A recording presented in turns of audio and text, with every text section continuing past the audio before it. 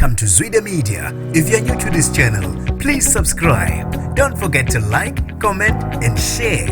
Here's a new video for today. Enjoy.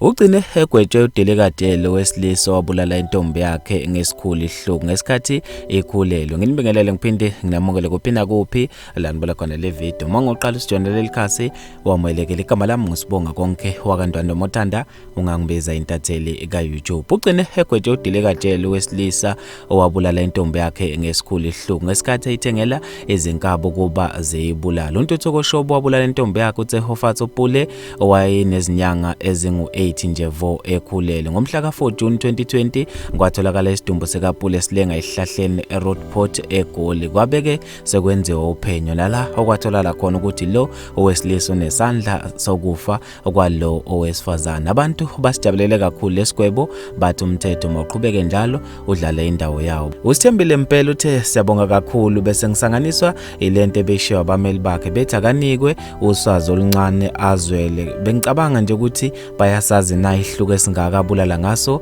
abantu ababili, kodwa ke egcineni lesigebengu lesi kufanele sikutholile ebese kufanele. Uzathi mhlawumbe uthe bengade ngekulindile lokho. Siyabonga Nkosi enkantolo. Uphakamani Shobo uthe kwaze izindaba ezinhle lezi. Bafethu maningi kakhulu ama comment angeke waqede wonke.